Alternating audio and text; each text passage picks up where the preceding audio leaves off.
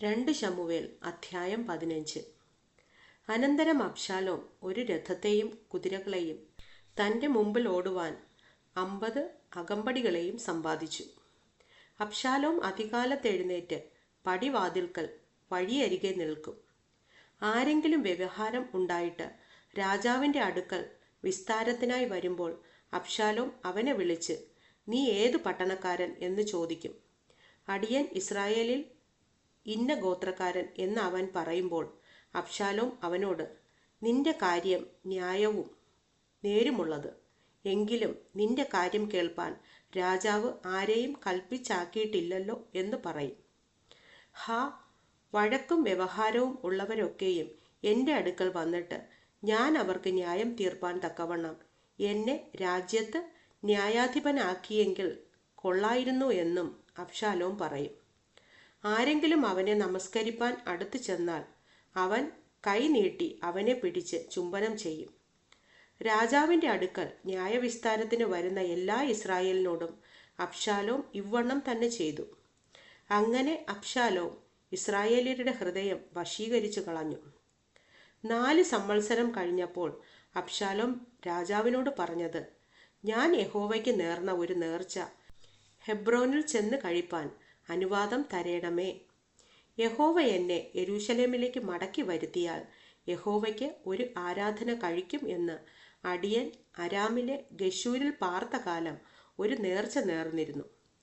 രാജാവ് അവനോട് സമാധാനത്തോടെ പോക എന്ന് പറഞ്ഞു. അവൻ എഴുന്നേറ്റ് ഹെബ്രോനിലേക്ക് പോയി. എന്നാൽ അബ്ശാലോം ഇസ്രായേൽ ഗോത്രങ്ങളിൽ എല്ലായിടവും ചാരന്മാരെ അയച്ചു. നിങ്ങൾ കാഹളനാദം കേൾക്കുമ്പോൾ അബ്ശാലോം ഹെബ്രോനിൽ രാജാവായിരിക്കുന്നു എന്ന് വിളിച്ചു പറവിൻ എന്ന് പറയിച്ചിരുന്നു. അബ്ശാലോമിനോട് കൂടെ യെരൂശലേമിൽ നിന്ന് ക്ഷണിക്കപ്പെട്ടവരായി 200 പേർ പോയിരുന്നു. അവർ ഒന്നും അറിയാതെ തങ്ങളുടെ പരമാർത്ഥതയിലായിരുന്നു പോയത്. അബ്ശാലോം യാഗം കഴിക്കുമ്പോൾ ദാവീദിന്റെ മന്ത്രിയായ അഹീഥോഫെൽ എന്ന ഗീലോന്യനെയും അവന്റെ പട്ടണമായ ഗീലോനിൽ നിന്ന് ആളയച്ചു വരുത്തി. ഇങ്ങനെ ജനം നിത്യം അബ്ശാലോമിന്റെ അടുക്കൽ വന്നുകൂടുകയാൽ കൂട്ടുകെട്ടിന് ബലം ഏറി വന്നു. അനന്തരം ഒരു ദൂതൻ ദാവീദിന്റെ അടുക്കൽ വന്നു, ഇസ്രായേല്യരുടെ ഹൃദയം അബ്ശാലോമിനോട് യോജിച്ചു പോയി എന്നറിയിച്ചു. അപ്പോൾ ദാവീദ് യെരൂശലേമിൽ തന്നോട് കൂടെയുള്ള സകല ഭൃത്യന്മാരോടും, നാം എഴുന്നേറ്റ് ഓടിപ്പോക, അല്ലെങ്കിൽ നമ്മിൽ ആരും അബ്ശാലോമിന്റെ കയ്യിൽ നിന്ന് തെറ്റിപ്പോകയില്ല. അവൻ പെട്ടെന്ന് വന്ന് നമ്മെ പിടിച്ച് നമുക്ക് അനർത്ഥം വരുത്തുകയും പട്ടണത്തെ വാളിന്റെ വായ്ത്തലയാൽ നശിപ്പിക്കുകയും ചെയ്യാതിരിക്കേണ്ടതിന് ക്ഷണത്തിൽ പുറപ്പെടുവിൻ എന്ന് പറഞ്ഞു. രാജഭൃത്യന്മാർ രാജാവിനോട്, യജമാനനായ രാജാവിന്റെ ഹിതമൊക്കെയും അടിയങ്ങൾക്ക് സമ്മതം എന്ന് പറഞ്ഞു. അങ്ങനെ രാജാവ് പുറപ്പെട്ട് അവന്റെ ഗൃഹമൊക്കെയും അവനെ പിൻചെന്നു. എന്നാൽ രാജധാനി സൂക്ഷിപ്പാൻ രാജാവ് 10 വെപ്പാട്ടികളെ താമസിപ്പിച്ചിരുന്നു. ഇങ്ങനെ രാജാവ് പുറപ്പെട്ടു, ജനമൊക്കെയും പിന്നാലെ ചെന്നു. അവർ ബേത് മെർഹാക്കിൽ നിന്നു. അവന്റെ സകല ഭൃത്യന്മാരും അവന്റെ അരികത്തുകൂടി കടന്നുപോയി. എല്ലാ ക്രേത്യരും എല്ലാ പ്ലേത്യരും അവനോടുകൂടെ ഗത്തിൽ നിന്ന് പോന്നിരുന്ന 600 പേരായ എല്ലാ ഗിത്യരും രാജാവിന്റെ മുമ്പാകെ കടന്നുപോയി. രാജാവ് ഗിത്യനായ ഇത്ഥായിയോട് പറഞ്ഞതെന്തെന്നാൽ, നീയും ഞങ്ങളോടുകൂടെ വരുന്നതെന്തിന്?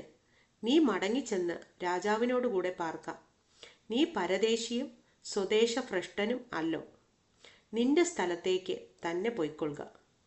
നീ ഇന്നലെ വന്നതേയുള്ളൂ. ഇന്ന് ഞാൻ നിന്നെ ഞങ്ങളോടുകൂടെ അലഞ്ഞു നടക്കുമാറാക്കുമോ? ഞാൻ തരം കാണുന്നിടത്തേക്ക് പോകുന്നു. നീ നിന്റെ സഹോദരന്മാരെയും കൂട്ടി മടങ്ങിപ്പോക. ദയയും വിശ്വസ്തതയും നിന്നോട് കൂടെ ഇരിക്കട്ടെ. അതിന് ഇത്ഥായി രാജാവിനോട്, യഹോവയാണ് യജമാനനായ രാജാവാണ്. യജമാനനായ രാജാവ് എവിടെ ഇരിക്കുന്നുവോ അവിടെ തന്നെ മരണമോ ജീവനോ എന്തു വന്നാലും അടിയനും ഇരിക്കും എന്ന് പറഞ്ഞു. ദാവീദ് ഇത്ഥായിയോട്, നീ കൂടെ പോരുക എന്ന് പറഞ്ഞു. അങ്ങനെ ഗിത്യനായ ഇത്ഥായിയും അവന്റെ ആളുകളും അവനോട് കൂടെയുള്ള കുഞ്ഞു കുട്ടികളും എല്ലാം കടന്നുപോയി. ദേശത്തൊക്കെയും വലിയ കരച്ചിലായി. ജനമെല്ലാം കടന്നുപോയി. രാജാവും കിദ്രോൻ തോട് കടന്നു. ജനമൊക്കെയും മരുഭൂമിയിലേക്കുള്ള വഴിക്ക് പോയി. സാദോക്കും അവനോട് കൂടെ ദൈവത്തിൻ്റെ നിയമപെട്ടകം ചുമന്നുകൊണ്ട് എല്ലാ ലേവ്യരും വന്നു. അവർ ദൈവത്തിൻ്റെ പെട്ടകം താഴെ വച്ചു. ജനമൊക്കെയും പട്ടണത്തിൽ നിന്ന് കടന്നു തീരും വരെ അബ്യാഥാർ മല കയറി ചെന്നു. രാജാവ് സാദോക്കിനോട്, നീ ദൈവത്തിൻ്റെ പെട്ടകം പട്ടണത്തിലേക്ക് തിരികെ കൊണ്ടുപോകാം. യഹോവയ്ക്ക് എന്നോട് കൃപ തോന്നിയാൽ അവൻ എന്നെ മടക്കി വരുത്തും. ഇതും തിരുനിവാസവും കാൺമാൻ എനിക്കിടയാകും. അല്ല, എനിക്ക് നിന്നിൽ പ്രസാദമില്ല എന്ന് അവൻ കൽപ്പിക്കുന്നെങ്കിൽ ഇതാ ഞാൻ ഒരുക്കം. അവൻ തനിക്ക് ഹിതമാകും വണ്ണം എന്നോട് ചെയ്യട്ടെ എന്ന് പറഞ്ഞു.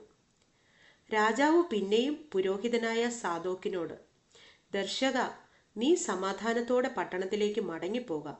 നിങ്ങളുടെ 2 പുത്രന്മാർ, നിന്റെ മകൻ അഹിമാസും അബ്യാഥാരിൻ്റെ മകൻ യോനാഥനും നിങ്ങളോടുകൂടെ ഉണ്ടല്ലോ. എനിക്ക് നിങ്ങളുടെ അടുക്കൽ നിന്ന് സൂക്ഷ്മ വർത്തമാനം കിട്ടും വരെ ഞാൻ മരുഭൂമിയിലേക്കുള്ള കടവിങ്കൽ താമസിക്കും എന്ന് പറഞ്ഞു. അങ്ങനെ സാദോക്കും അബ്യാഥാരും ദൈവത്തിൻ്റെ പെട്ടകം യെരൂശലേമിലേക്ക് തിരികെ കൊണ്ടുപോയി അവിടെ താമസിച്ചു. ദാവീദ് തല മൂടിയും ചെരുപ്പിടാതെയും നടന്ന് കരഞ്ഞും കൊണ്ട് ഒലിവുമലയുടെ കയറ്റം കയറി. കൂടെയുള്ള ജനമൊക്കെയും തല മൂടി കരഞ്ഞും കൊണ്ട് കയറി ചെന്നു.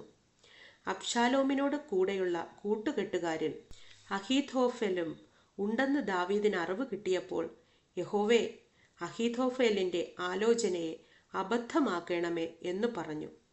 പിന്നെ ദാവീദ് മലമുകളിൽ ദൈവത്തെ ആരാധിച്ചു വന്ന സ്ഥലത്തെത്തിയപ്പോൾ അർഹ്യനായ ഹൂഷായി അങ്കി കീറിയും തലയിൽ മണ്ണ് വാരിയിട്ടും കൊണ്ട് അവനെതിരെ വരുന്നത് കണ്ടു. അവനോട് ദാവീദ് പറഞ്ഞത്, നീ എന്നോടുകൂടെ പോന്നാൽ എനിക്ക് ഭാരമായിരിക്കും. എന്നാൽ നീ പട്ടണത്തിലേക്ക് മടങ്ങിച്ചെന്ന് അബ്ശാലോമിനോട്, രാജാവേ, ഞാൻ നിന്റെ ദാസനായിരുന്നു കൊള്ളാം. ഞാൻ ഇതുവരെ നിന്റെ അപ്പൻ്റെ ദാസനായിരുന്നതുപോലെ ഇപ്പോൾ നിന്റെ ദാസനായിരിക്കാം എന്ന് പറഞ്ഞാൽ നിനക്ക് അഹീഥോഫെലിൻ്റെ ആലോചനയെ വ്യർത്ഥമാക്കുവാൻ കഴിയും. അവിടെ നിന്നോടുകൂടെ പുരോഹിതന്മാരായ സാദോക്കും അബ്യാഥാരും ഉണ്ട്. അതുകൊണ്ട് രാജധാനിയിൽ നിന്ന് കേൾക്കുന്ന വർത്തമാനമൊക്കെയും നീ പുരോഹിതന്മാരായ സാദോക്കിനെയും അബ്യാഥാരിനെയും അറിയിക്കണം. അവിടെ അവരോടുകൂടെ അവരുടെ 2 പുത്രന്മാർ, സാദോക്കിൻ്റെ മകൻ അഹിമാസും അബ്യാഥാരിൻ്റെ മകൻ യോനാഥാനുമുണ്ട്. നിങ്ങൾ കേൾക്കുന്ന വർത്തമാനമൊക്കെയും അവർ മുഖാന്തരം എന്നെ അറിയിപ്പിൻ. അങ്ങനെ ദാവീദിൻ്റെ സ്നേഹിതനായ ഹൂഷായി പട്ടണത്തിൽ ചെന്നു. അബ്ശാലോമും യെരൂശലേമിൽ എത്തി.